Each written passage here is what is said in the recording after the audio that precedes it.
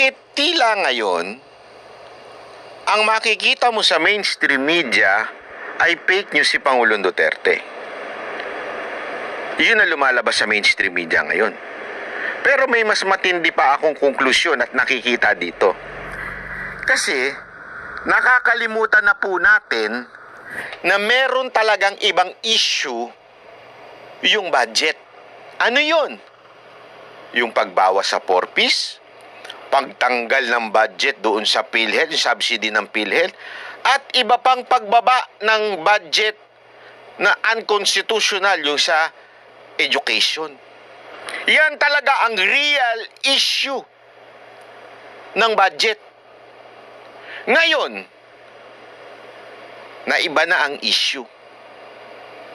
Tila merong nag-i-spin, ika nga, na sandali, gito gawin natin. Ha?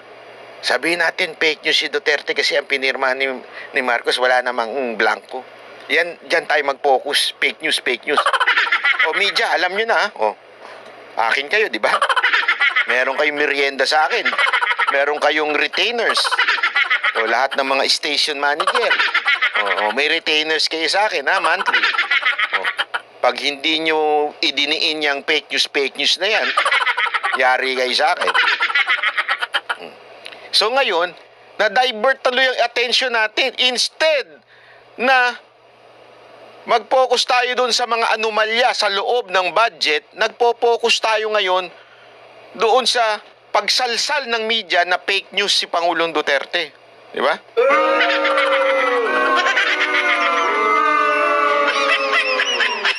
Ganyan po nila ini-spin yung issue. Kasi alam nyo mga kababayan, hindi na natin ito madi-deny na mayroong nangyaring sibakan, na may nangyaring unconstitutional dyan sa budget, na may nangyaring kung ano-anong pagbabawas sa budget, ang program, kung ano-anong nawala na yung usapin doon. Ano na usapin ngayon? Hindi blanco yan. Fake news si Duterte. Oh. Ganyan ho sila, kagago. Tapos, alam naman natin, kinakasangkapan ng ilang mainstream media. Nakakalungkot kasi yung mga mainstream media ngayon, talaga namang bayaran na.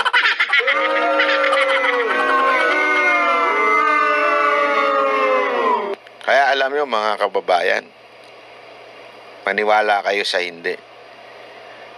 Napakagaling ng kanilang PR kasi alam mo, tandaan ninyo, nanggaling tayo sa issue ng impeachment. Tablado sila doon. Ano ibig sabihin ng tablado? Nagalit ang taong bayan. Di ba? Nagalit ang kita nyo naman yung rally ng INC. Ayaw nila sa impeachment. Wag na tayong paligoy-ligoy. Sino nang papagulo? Ang Kamara, ang House of Representatives. Sinubukan nila mag-rally din para silang tanga. Mantakin mo, nag-rally sila. Hindi napuno yung mismong espasyo dun sa EDSA para rally pa sila. Ano ba talaga nangyari dyan? Ipapaliwanag po natin kung ano ang talagang tunay na nangyari at kung saan nagkaroon ng anomalya at kung papaano po masasabi natin na hindi po nagsinungaling si Pangulong Duterte na tulad na sinasabi ng ating Pangulong Marcos. Nako po, nako.